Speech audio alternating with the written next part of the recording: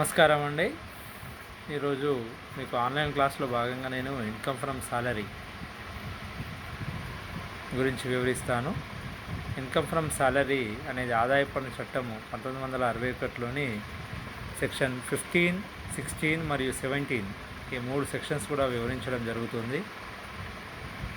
ముఖ్యంగా మనము ఒక వ్యక్తి యొక్క మొత్తం ఆదాయం లెక్కించడం కోసం ఆదాయ పన్ను చట్టం ప్రకారం ఆదాయంను 5 ఆదాయ శీర్షికలుగా విభజించడం జరిగింది.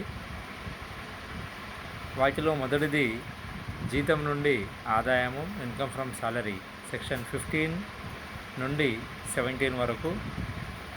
అలాగే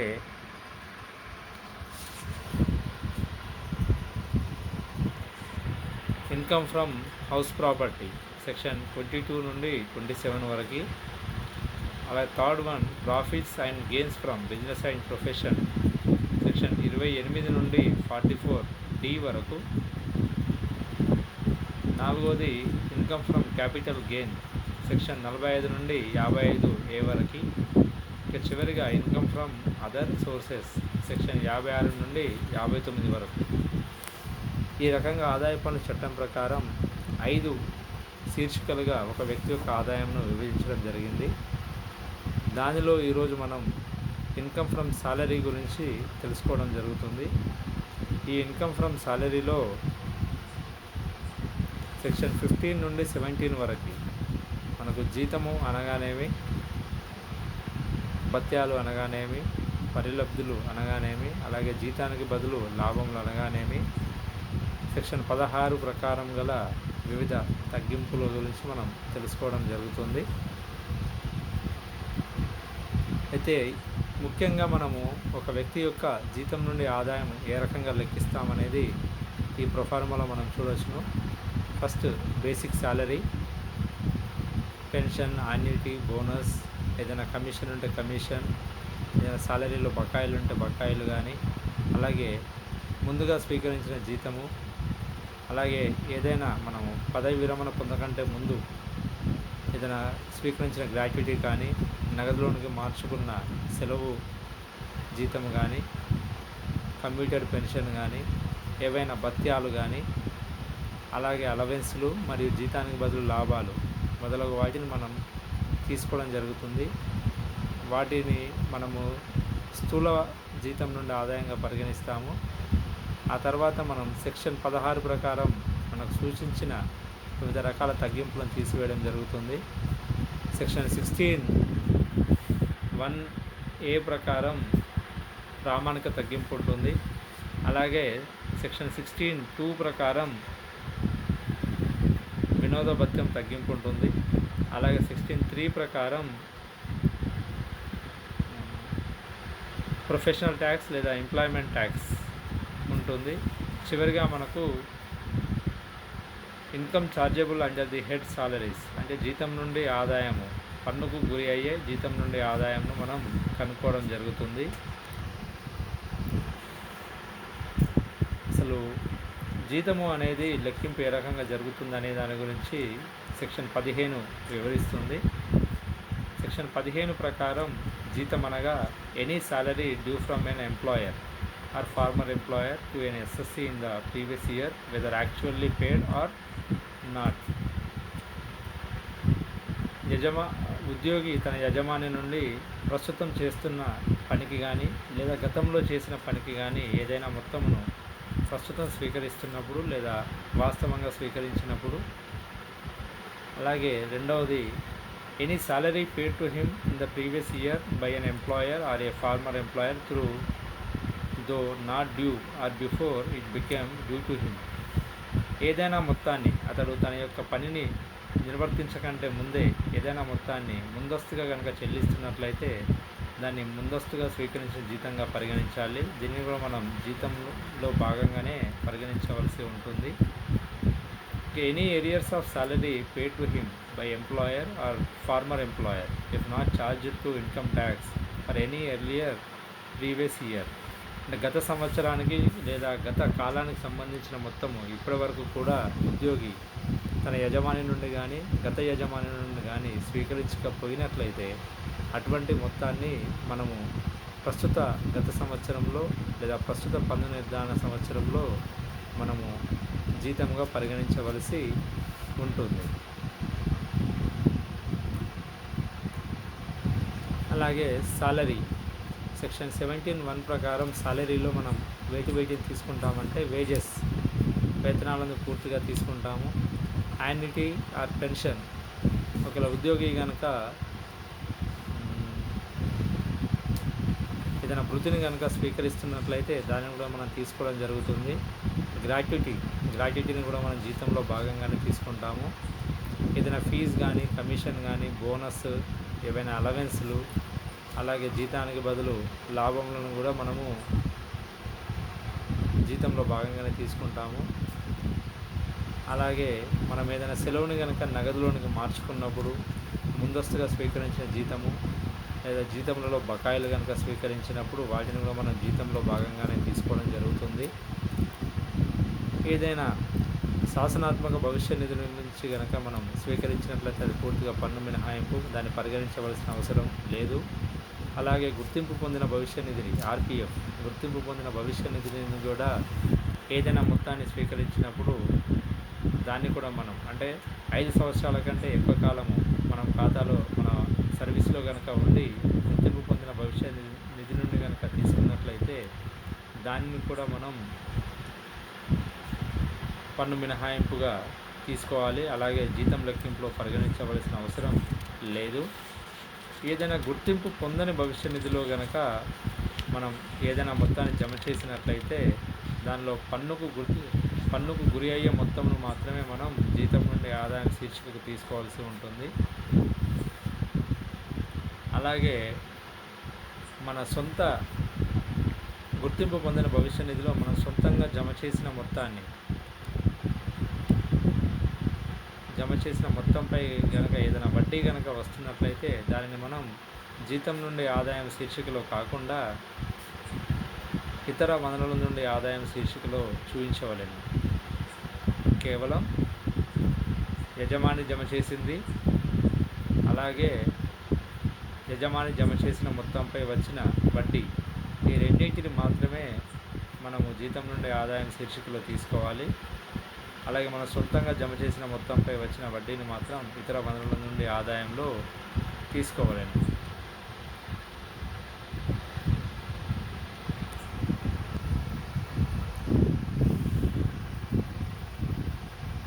అలాగే నెక్స్ట్ మనము అలవెన్సెస్ అనగా మనం తెలుగులో భత్యాలు అంటాము. భత్యం అనగా allowance is generally defined as a fixed quantity of money given regularly in addition to salary for the purpose of meeting some particular requirement connected with the services rendered by the employee or as compensation for unusual conditions for that service. భత్యం అనగా తన సంస్థలో పనిచేస్తున్న ఉద్యోగికి సంస్థ యొక్క యజమాని స్థిర మొత్తంలో నగదు రూపంలో ఇచ్చే దాన్ని మనం భత్యంగా చెప్పడం జరుగుతుంది. దీనిని జీతంకు అదనంగా ఇవ్వడం జరుగుతుంది. It is fixed or predetermined and given irrespective of actual expenditure. Under the Act, it is taxable under Section 15 on due or receipt basis, whichever is earlier, irrespective of the fact that it is paid in addition to or in lieu of salary.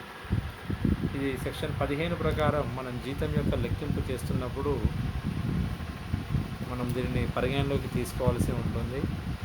మనకు ఆదాయ పన్ను లెక్కింపు కోసం వివిధ భత్యాలను కూడా వివిధ రకాలుగా వర్గీకరించడం జరిగింది. వాటిని మనం ఇప్పుడు చూద్దాము. ముందుగా అలవెన్సెస్లో పూర్తిగా పన్ను విధించబడే అలవెన్స్లు అంటే పూర్తిగా పన్నుకు గురి అయ్యే భత్యాలు ఉన్నాయి. పూర్తిగా పన్ను మినహాయించబడే భత్యాలు, పాక్షికంగా పన్నుకు గురి అయ్యే భత్యాలు అని 3 రకాలుగా విభజించడం జరిగింది. దానిలో ముందుగా పూర్తిగా పన్నుకు గురి అయ్యే భత్యములు అంటే fully taxable in all cases.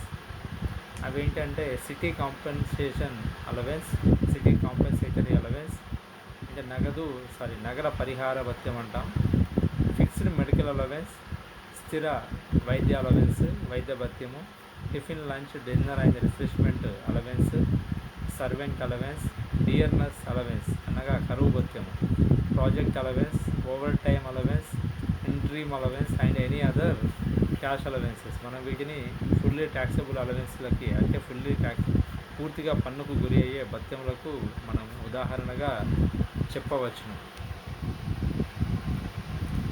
ఇక తర్వాతది ఫుల్లీ ఎగ్జంప్టెడ్ అలవెన్స్ అంటే పూర్తిగా పన్ను మినహాయించబడే భత్యములు. దానిలో ముందుగా allowances to judges of high courts and supreme courts. High court న్యాయమూర్తులు అలాగే సుప్రీంకోర్టులో పనిచేసే న్యాయమూర్తులు స్వీకరించిన భత్యములు పూర్తిగా పన్ను మినహాయింపు గల భత్యములు. అలాగే salary and allowances received by a teacher or professor from SAARC member. సార్క్లో సభ్యులుగా ఉన్న టీచర్ లేదా ప్రొఫెసర్స్ స్వీకరించిన జీతము మరియు భత్యములు పూర్తిగా పన్ను మినహాయింపు గల ఆదాయములుగా మనం పరిగణించవలసి ఉంటుంది. Next one allowances paid by the UNO to its employees. అంటే మన దేశం తరపున ఎవరైనా వ్యక్తులు యుఎన్ఓలో కనుక సభ్యులుగా ఉండి వారు ఏదైనా భత్యాలు కనుక స్వీకరిస్తున్నట్లయితే వాటిని మనం పూర్తిగా పన్ను మినహాయింపు గల భత్యములుగా పరిగణించవలసి ఉంటుంది. అలాగే any allowance or perquisite paid or allowed by government to its employees posted outside India. అంటే భారతదేశానికి సంబంధించిన ఉద్యోగస్తులు ఎవరైనా విదేశాలలో భారతదేశం తరపున కనుక పనిచేస్తున్నప్పుడు వారికి మన దేశం కనుక ఏదైనా మొత్తాన్ని ఏదైనా భత్యములు కానీ లేదా పరిలబ్ధులను కనుక చెల్లిస్తున్నట్లయితే అవి పూర్తిగా పన్ను మినహాయించబడిన భత్యములుగా పరిగణించవలసి ఉంటుంది. అలాగే following allowances and perquisites given to serving chairman and member of UPSC. ప్రస్తుత యూపీఎస్సీ సభ్యులు కానీ యూపీఎస్సీ చైర్మన్ కానీ వారు కొన్ని అలవెన్స్లకు పన్ను మినహాయింపు కలదు. అవి ఏంటంటే value of rent free official residence, value of conveyance facilities, sanctuary allowance and leave travel conscience. ఈ 4 రకాల అలవెన్స్లను అంటే భత్యాలను మనం ఈ వ్యక్తులకి పూర్తిగా పన్ను మినహాయింపు కలదు. వాళ్ళకి గృహము ఉచితంగా ఇవ్వడం జరుగుతుంది. అలాగే ప్రయాణ భత్యాలు ఉచితంగా ఇవ్వడం జరుగుతుంది. అలాగే ఏదైనా సెలవుపై ప్రయాణం చేసినప్పుడు కూడా దాంట్లో రాయితీ అనేది ఇవ్వడం జరుగుతుంది. ఈ 5 రకాల వ్యక్తులకి ఏదైనా భత్యం కనుక స్వీకరించినప్పుడు వాటిపై వారు ఎటువంటి పన్నును చెల్లించవలసిన అవసరం లేదు. తర్వాత partly taxable allowance. Partly taxable అంటే కొంత పన్నుకు గురి అవుతుంది, మరికొంత పన్నుని కట్టవలసిన అవసరం లేదు. అనగా పాక్షిక మినహాయింపు అనేది ఉంటుంది. దానిలో ముందుగా ఎంటర్టైన్మెంట్ అలవెన్స్. ఎంటర్టైన్మెంట్ అలవెన్స్ అనగా వినోద భత్యం అని అంటాము. అయితే ఈ వినోద భత్యము ప్రభుత్వ ఉద్యోగులు మరియు ప్రభుత్వేతర ఉద్యోగులు అనే మనం ఉద్యోగులను కూడా 2 రకాలుగా వర్గీకరించడం జరుగుతుంది.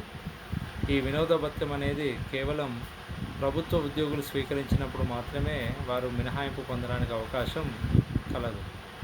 ప్రభుత్వేతర ఉద్యోగస్తులు కనుక వినోద భత్యం స్వీకరిస్తున్నప్పుడు వారికి ఎటువంటి మినహాయింపు ఉండదు. వారు స్వీకరించిన మొత్తంపై కూడా వారు పన్నును చెల్లించవలసి ఉంటుంది. కాబట్టి ప్రభుత్వ ఉద్యోగస్తుల విషయంలో మనము దిగువ తెలిపిన విధంగా మనము వారి యొక్క మినహాయింపును లెక్కించవలసి ఉంటుంది. ఆ మినహాయింపు దిగువ వాటిలో కనిష్ట విలువ.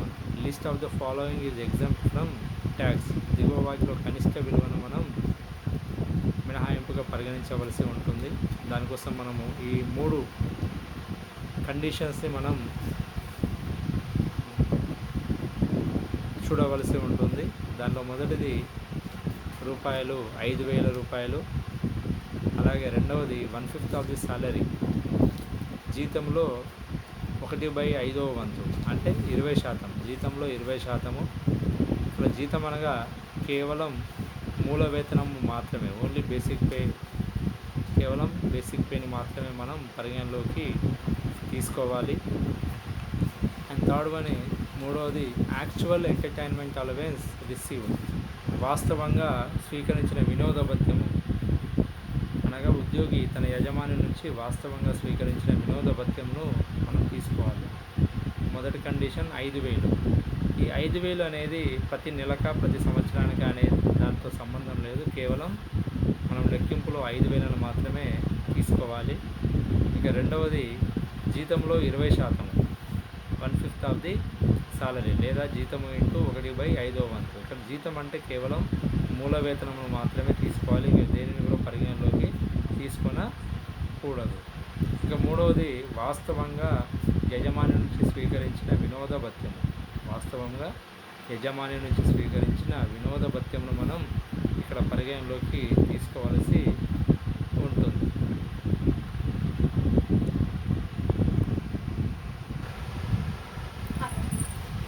మనము ఈ వినోద భత్యమును లెక్కించేటప్పుడు వాస్తవంగా స్వీకరించిన వినోద భత్యమును మనము ఆ జీతము అతని యొక్క జీతం లెక్కించేటప్పుడు భత్యముల కింద తీసుకోవాలి.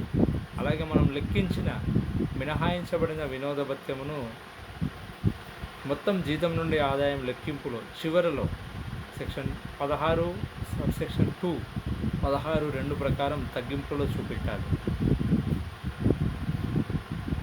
మొదటగా వాస్తవంగా స్వీకరించిన మొత్తమును భత్యాల కింద చూపించాలి. మనం లెక్కించిన మినహాయించబడిన మొత్తమును సెక్షన్ 16(2) ప్రకారం తగ్గింపులలో చూపించవాలి. ఇది కేవలం ప్రభుత్వ ఉద్యోగస్తులకు మాత్రమే వినోద భత్య మినహాయింపు అనేది ఉంటుంది. ప్రభుత్వేతర ఉద్యోగస్తులకు ఎటువంటి మినహాయింపు అనేది ఇవ్వడం జరగదు. ఇక రెండవది హౌస్ రెంట్ అలవెన్స్, ఇంటి అద్దె భత్యము. ఇంటి అద్దె భత్యము ఈ ఇంటి అద్దె భత్యము అనగా యజమాని, సంస్థ యొక్క యజమాని తన సంస్థలో పనిచేస్తున్న ఉద్యోగస్తుడికి ఇచ్చే భత్యము. ఈ ఇంటి అద్దె భత్యము కూడా పూర్తిగా పన్ను విధించబడే భత్యము. అయితే ఆదాయ పన్ను చట్టం ప్రకారం అతడు మినహాయింపు పొందడానికి అవకాశము కలదు. ఈ మినహాయింపును మనము కొన్ని షరతులను పరిశీలించడం ద్వారా వాటిని మనం తెలుసుకోవచ్చును. ఆ షరతులు 3 రకాలుగా కలవు. వాటిలో మొదటిది the exemption is list of the following for those employees who are living in rented houses. అయితే మనము ఈ హెచ్ఆర్ఏ అలవెన్స్ అనేది కేవలం ఎవరైతే అద్దె గృహాలలో నివాసం ఉండడం జరుగుతుందో వారికి మాత్రమే ఇవ్వడం జరుగుతుంది. సొంత నివాసంలో ఉండేవారికి హెచ్ఆర్ఏ అలవెన్స్ మినహాయింపు అనేది ఇవ్వడం జరగదు. స్వీకరించిన మొత్తం పన్నుకు గురి అవుతుంది. అయితే ఆ మినహాయింపును మనం దిగువ తెలిపిన 3 షరతులను పరిశీలించడం ద్వారా కనుక్కోవచ్చును. అవి షరతులు: మొదటిది actual HRA received by the employee. రెండవ condition rent paid minus 10% of the salary.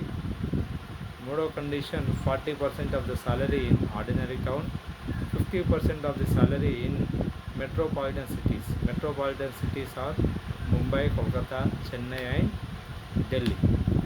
ఆ 3 కండిషన్స్ ఏంటంటే actual HRA received by the employee అంటే వాస్తవంగా స్వీకరించిన ఇంటి అద్దె భత్యము. రెండవది వాస్తవంగా చెల్లించిన అద్దె మరియు జీతంలో 10% మైనస్ జీతంలో 10%. అంటే వాస్తవంగా స్వీకరించిన జీతంలో 10% నుండి తీసివేయాలి. మూడవది ఉద్యోగస్తుడు కనుక సాధారణ పట్టణాలలో నివాసం ఉంటున్నట్లయితే అతడి జీతంలో 40%ను మనం తీసుకోవాలి.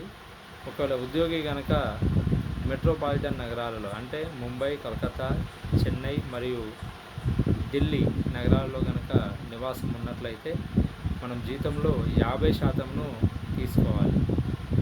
50%ను తీసుకోవాలి.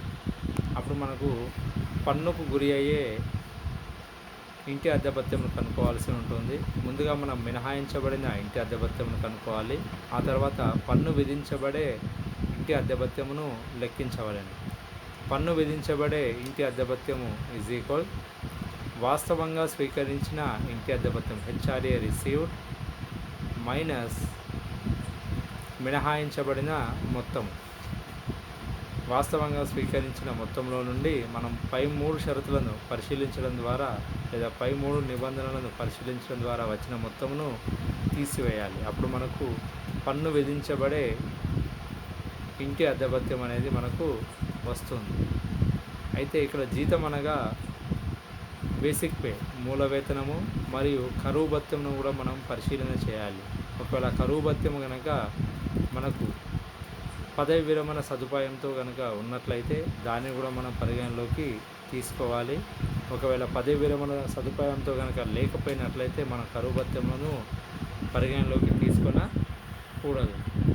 అలాగే ఏదైనా అమ్మకాలపై అతనికి ఏదైనా కమిషన్ కనుక వస్తున్నట్లయితే అమ్మకాలపై వచ్చిన కమిషన్ని కూడా మనం పరిగణలోకి తీసుకోవాలి. మనం ఈ మినహాయించబడిన ఇంటి అద్దె భత్యం లెక్కించేటప్పుడు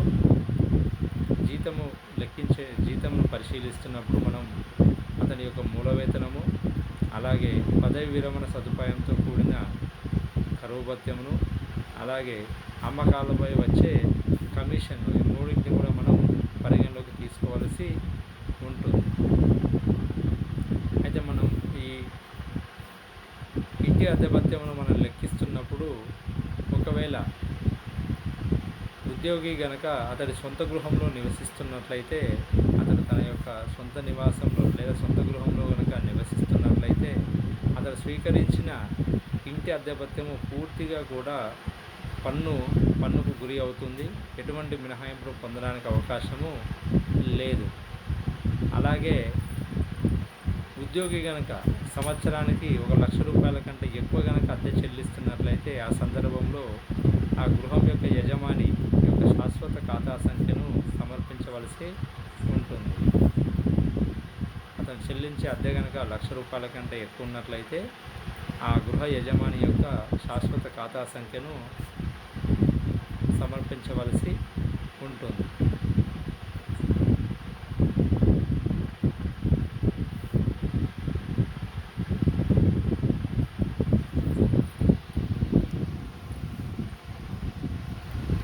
మనం ఈ ఇంటి అద్దె భత్యమును లెక్కించడానికి ఒక ఉదాహరణను మనం పరిశీలిద్దాము. ఈ ఉదాహరణలో mister A who lives in rented house works as a salaried employee in Delhi. అతడు ఒక అద్దె గృహంలో నివాసం ఉంటున్నాడు. అలాగే అతడు ముంబై నగరంలో పనిచేయడం జరుగుతుంది. ఈ pays a monthly rent of 12,000 and receives a monthly HRA of 15,000. అతడు 15,000 రూపాయలను ఇంటి అద్దె భత్యంగా స్వీకరించడం జరుగుతుంది. అలాగే 12,000 రూపాయలను ఆ ఇంట్లో నివాసం ఉంటున్నందుకు గాను అద్దె చెల్లించడం జరుగుతుంది. Now let us understand how much tax deduction he can claim on the basis of this allowance. మనం ఇప్పుడు వీటి ఆధారంగా అతడు ఎంత మొత్తాన్ని తగ్గింపుగా పొందడానికి అవకాశం కలదు అనేదాన్ని తెలుసుకుందాము. అతడి యొక్క జీతము వివరాలు ఈ రకంగా కలవు. మూల వేతనము 23,000, ఇంటి అద్దె భత్యము 15,000, అలాగే ప్రయాణ భత్యము 3,000, వైద్య భత్యము 1,250, అలాగే స్పెషల్ అలవెన్స్ ప్రత్యేకమైన భత్యము 2,300. మొత్తం అతడు ఒక నెలలో పొందుతున్నది 44,550. మనం వీటిని ఆధారంగా చేసుకొని అతని యొక్క పన్ను మినహాయించబడే ఇంటి అద్దె భత్యం లెక్కించవలసి ఉంటుంది.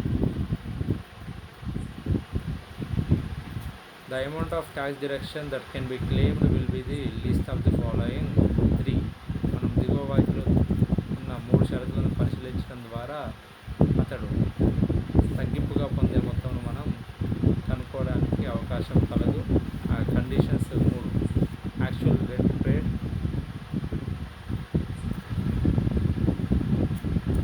The first condition actual HRA afforded by the employer, అంటే వాస్తవంగా స్వీకరించిన భత్యము actual HRA received by the employee.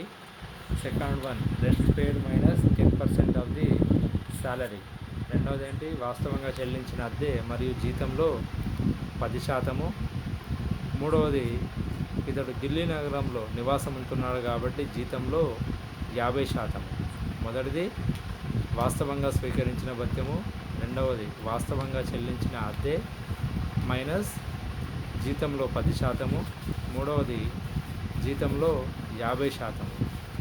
ఇక్కడ జీతం అంటే కేవలం మనము మూల వేతనమును మాత్రమే తీసుకోవాలి. ఎందుకంటే అతడు ప్రభుత్వేతర ఉద్యోగి, ఎటువంటి విరమణ సదుపాయం లేదు.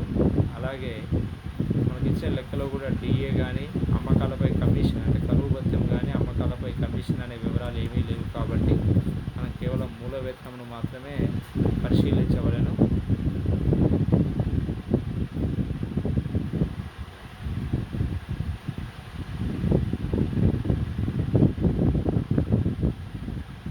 కేవలం బేసిక్ పేని మాత్రమే మనం పరిశీలించవలెను. ఎందుకంటే మనకి ఇక్కడ కరువు భత్యం కానీ ఇంకా మిగతా ఏవి కూడా ఇక్కడ లేవు.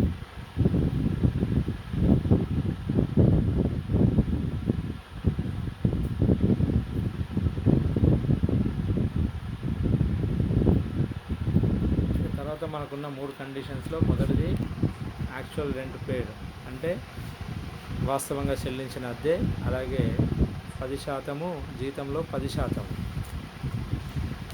వాస్తవంగా చెల్లించిన అద్దె మనకు చెప్తున్నాడు 12,000 రూపాయలు అద్దెగా చెల్లించడం జరుగుతుందని.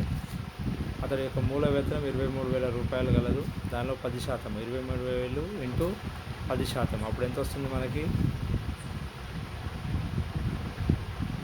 2,300.